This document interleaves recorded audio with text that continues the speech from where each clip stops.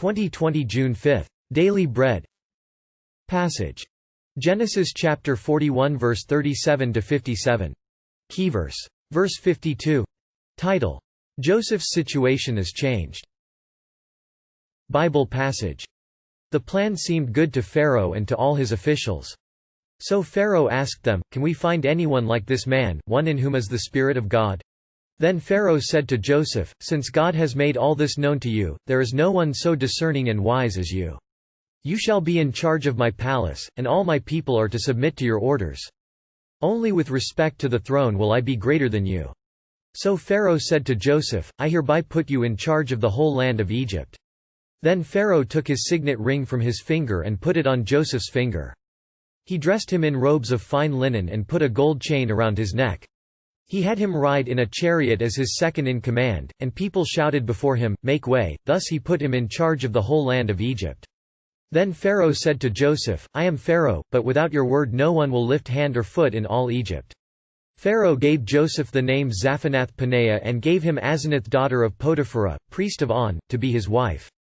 And Joseph went throughout the land of Egypt. Joseph was 30 years old when he entered the service of Pharaoh king of Egypt.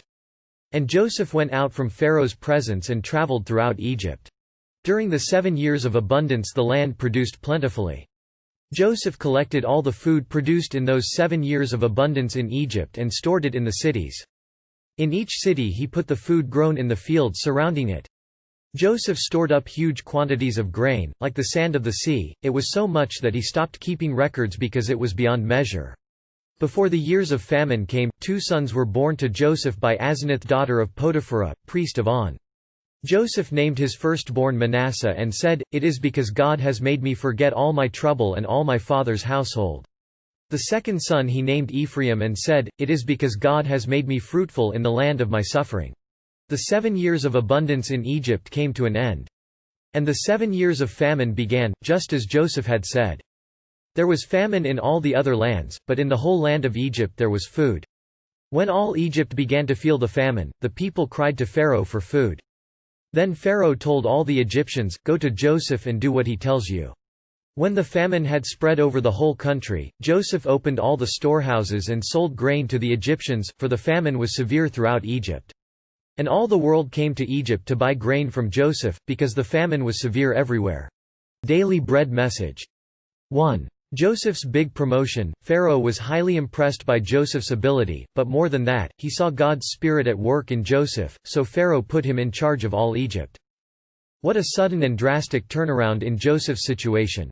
In his new position, Joseph immediately got to work, not sitting at home but traveling around to oversee the grain collection and storage personally. Joseph served the land of Egypt to bless it and make it prosper, even though it was not his home country.